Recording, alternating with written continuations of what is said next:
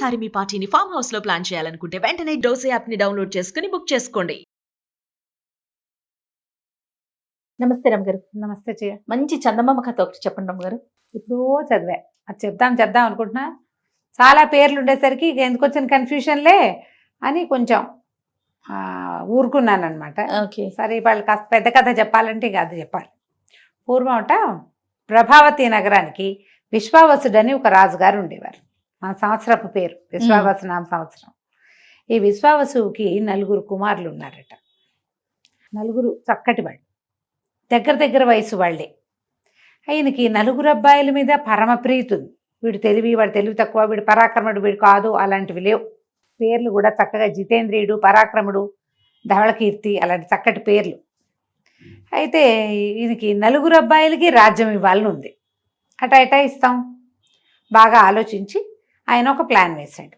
పూర్వమట ఈ ప్రభావతి నగరంలో సూర్యకమలం అని ఒక అత్యద్భుతమైన ఒక తామర పువ్వు ఉండేది. బంగారు పుష్పం అట అది. ఆ పుష్పము ఎక్కడో ఒక గంధర్వుడి వల్ల, యక్షుడి వల్ల, ఈ వీళ్ళ వంశంలో ఎవరికో లభించింది.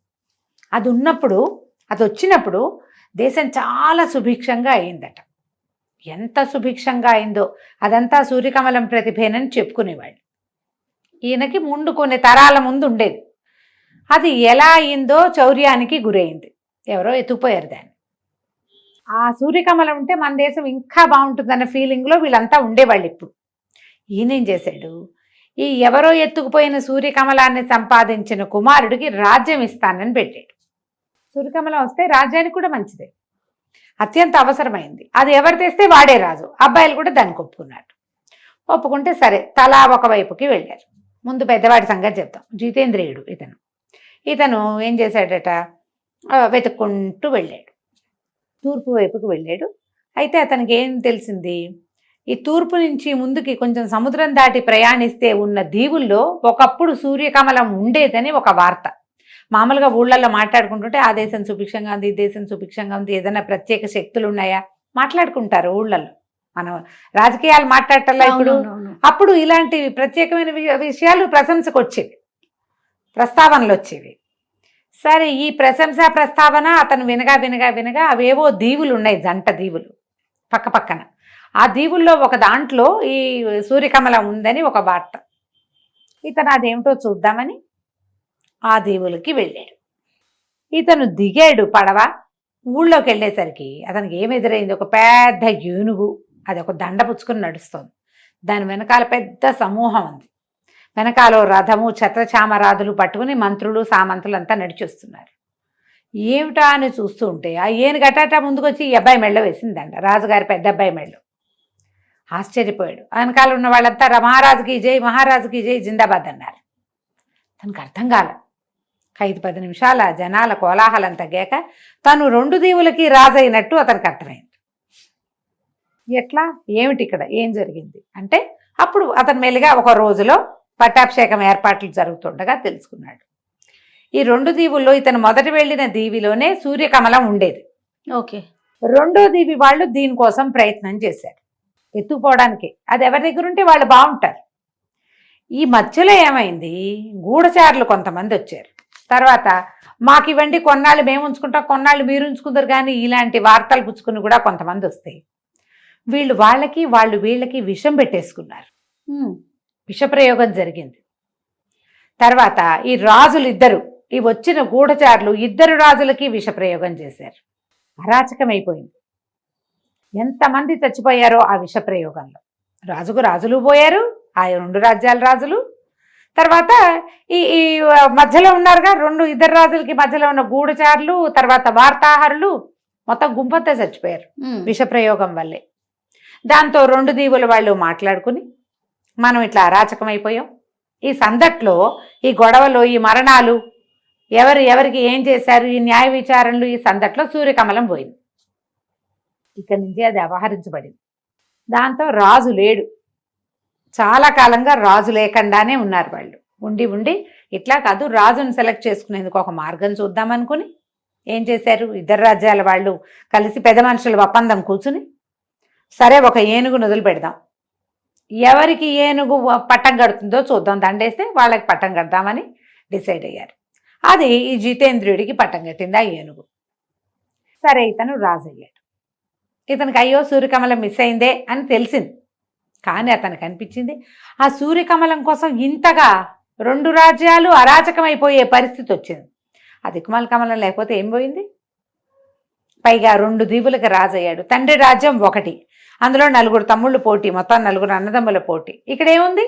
అది హాయిగా ఉంది. అందుకని ఏం చేశాడు? తండ్రికి ఉత్తరం రాశాడు, మీ రాజ్యం నాకొద్దు, ఎప్పుడైనా కుదిరినప్పుడు వచ్చి కనపడతాను, మీరు కూడా ఇక్కడికి రావచ్చు, తమ్ముళ్ళు కూడా నా దగ్గరికి రావచ్చు, నేను ఇక్కడికి రాజు కాబోతున్నాను, అయిపోయాను, ఈ రాజ్యంతో మీకు స్నేహ సంబంధాలు నేను నెరవేరుస్తాను, సూర్యకమలం కోసం నేను ఇంకా వెతకను అని ఉత్తరం రాసి పంపించేశాడు. ఒక అబ్బాయి విరమించుకున్నాడు. సరే రెండో వాడు తన దారిని తాను బయలుదేరాడు. ఈ శత్రుంజయుడు అలాంటి పేరున్నవాడు బయలుదేరితే ఏమైంది, అతనికి ఈ కొన్ని రాజ్యాల్లో ఇక్కడుంది అక్కడుంది వార్తలే, అక్కడి నుంచి కూడా అపహరించబడింది, ఇవన్నీ తెలుస్తున్నాయి. సరే వెళ్తే ఏమైంది, ఇప్పుడు కోవిదార రాజ్యానికి వెళ్ళాడు అతను. ఈ కోవిదార రాజ్యంలో ఏమిటి, అప్పుడు మంచి సందడిగా ఉంది. రాజకుమార్తెకి ఇది స్వయంవరం చాటించారు. ఎక్కడెక్కడి రాజులో వచ్చారు. ఇతనేమనుకున్నాడు, ఇంతమంది రాజులు గుమిగూడిన చోట సరదాగా వెళ్తే ఆ డైనింగ్ హాల్లోనూ ఎక్కడో ఒక చోట మాట్లాడి ఎక్కడ సూర్యకమలం ఉంది ఆనుపాను తెలుస్తాయి కదా. అందుకని ఇతనేం చేశాడు, ఎలాగో మంచి పంచకళ్యాణి వేసుకెళ్ళాడు. ఫలానా రాజ్యం రాజస్వామస రాజకుమారుడు రాజుగారి అబ్బాయిని, ప్రభావతి నగర రాజకుమారుడిని, నా పేరు ఇది ఇదని వివరాలు రాసి రిజిస్టర్ చేసుకున్నాడు. అందరితో పాటు ఇతను కూడా సభలో పోయి కూర్చున్నాడు. కూర్చునేసరికల్లా అతను ఎదురుగుండా నడిచొస్తున్న రాజకుమార్తె ఇతని మెడలోనే దండేసింది. కోవిదార రాజుగారికి అసలు మగపిల్లలు లేరు, ఉన్నది ఒకతే కూతురు. ఆ అమ్మాయిని ఎవరు పెళ్లి చేసుకుంటే వాడే కోవిదారకి రాజు. పెళ్ళైపోయింది, రాజు అయిపోయాడు. ఇతను కూడా అప్పుడు ఈ వచ్చిన జనాలందరి దగ్గర వార్తలు ఎలా విన్నాడంటే, ఒక్కొక్క రాజ్యంలో హత్యలు, ఇంకొక రాజ్యంలో దొంగతనాలు, ఒక చోట డేకాయిటీలు, సూర్యకమలం కోసమే ఈ గోలంతా. కానీ ఇతనికి కోవిదార ప్రభావతి కంటే పెద్ద రాజ్యం, ప్రభావతి రాజ్యం కంటే పెద్దది. ఎందుకు, అక్కడ 4 పోటీ అయ్యాం, ఇక్కడ ఎవరు లేరు, ఈ రాజుకు నేనే అల్లుణ్ణి, నేనే రాజు. అందుకని తండ్రికి ఉత్తరం రాశాడు, నేను ఇక్కడ ఇంకా నేను వెతకను, పైగా ఈ సూర్యకమలం మీద ఎటువంటి మంచి వార్తలు లేవు, నేను విరమించుకుంటున్నా అనేసరికి సరే ఇక ఊరుకున్నారు. ఇక 3వ అబ్బాయి ఇతను అలా బయలుదేరాడు దక్షిణం వైపుకి. వెళ్తే అతనికి ఎట్లా తెలిసింది, ఈ రాజ్యంలో ఉన్నది అని ఒక వార్త ఉంది. అదేదో ఒక కొండలాగా ఉంది. ఆ రాజ్యానికి వెళ్ళే దారిలో ఒక కొండ ఉండి దాని నుంచి కుడిమలుపుకి తిరిగితే రాజ్యంలోకి వెళ్తాం. రాజ్యం వైపుకు వెళ్ళే దారులు నిరామయంగా ఎవ్వరూ లేనట్టుగా చెట్లు ఉన్నాయి, కానీ అసలు ఎలా ఉందంటే అది పాడుకొట్లాడుకుంటున్నట్టుంది. కొండ ఏదో కనపడుతోంది. తీరా దగ్గరికి వెళ్తే తెలిసింది అతనికి అది పూర్తి కొండ, అదొక సువర్ణ భూమి. ఆ రాజ్యం పేరు రియల్లీ బంగారు కొండే ఉంది. అక్కడున్న రాయి రప్ప అంతా బంగారమే.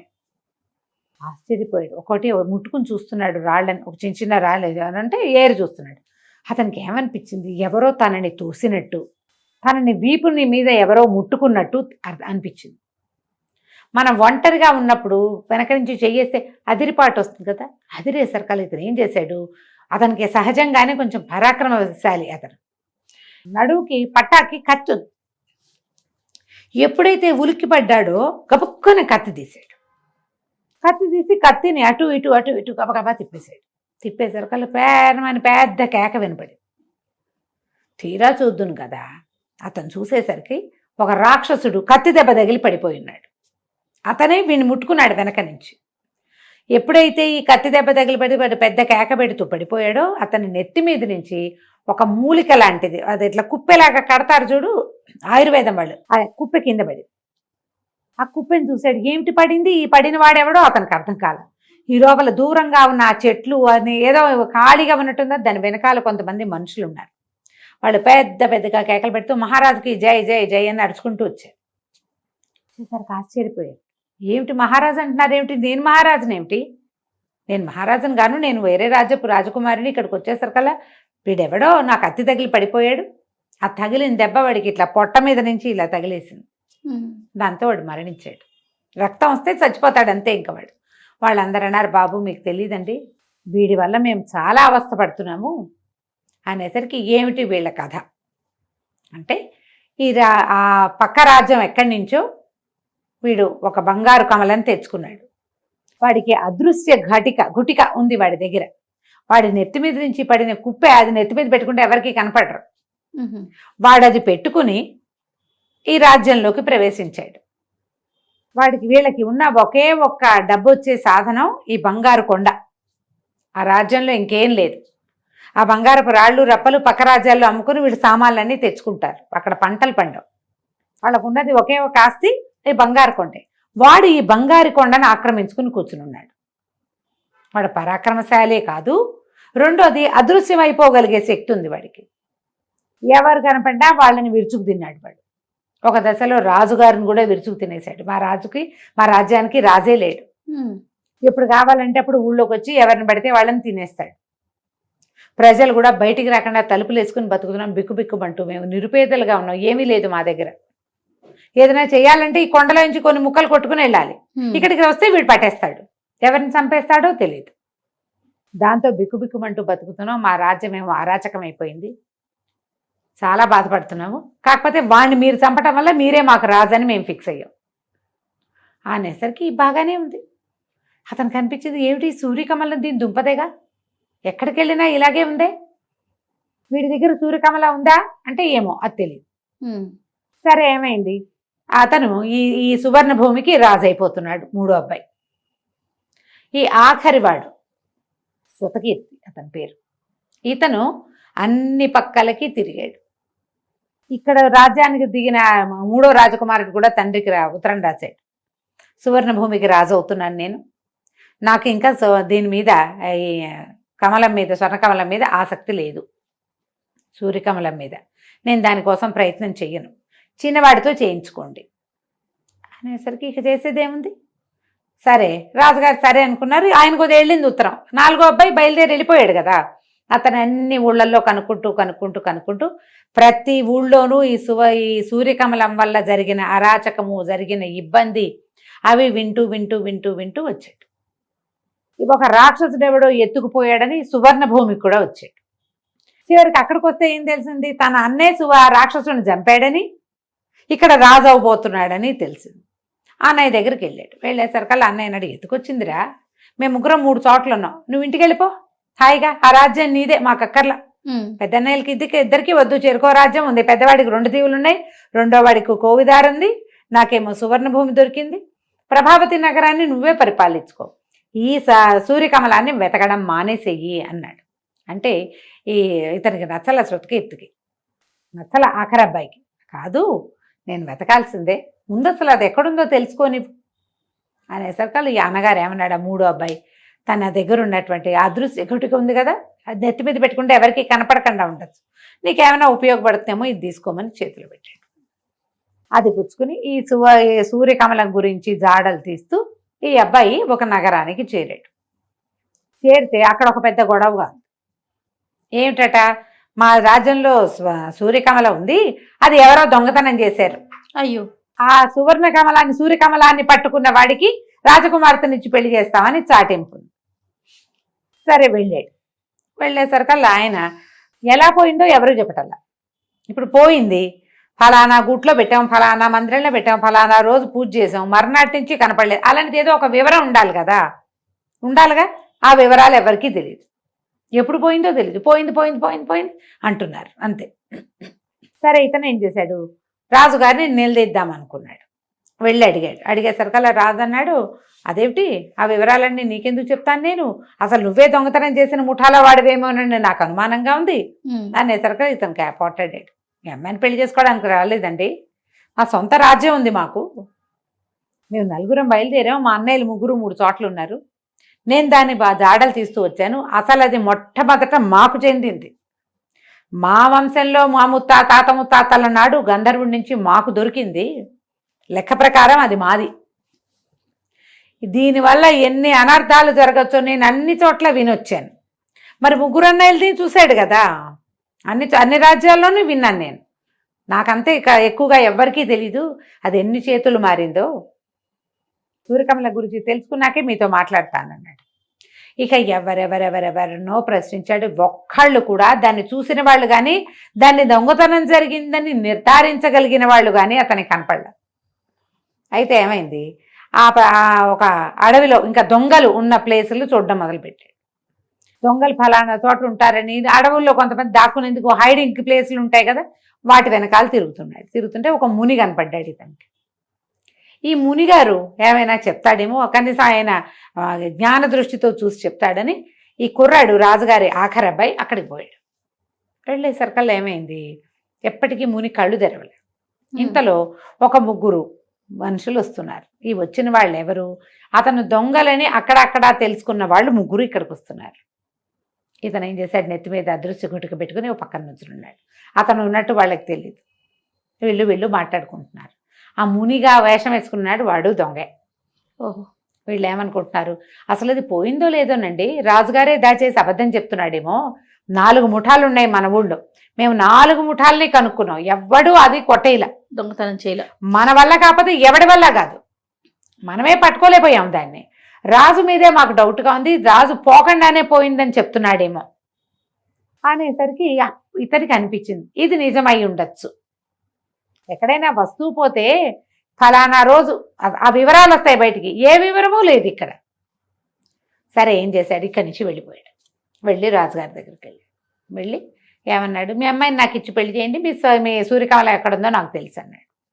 అనేసరికి రాజు అన్నాడు, ఏది నా చేతిలో పెట్టు నాకు చెప్పన్నాడు. మీ చేతిలో పెట్టడం ఎందుకంటే అది మీ దగ్గరే ఉంది, ఎక్కడో దాచిపెట్టారు, బయటికి తీయండి, మీ ఇంట్లో నుంచి అది బయటికి వెళ్ళాల అనేసరికి రాజు గతుక్కుమనిపోయాడు.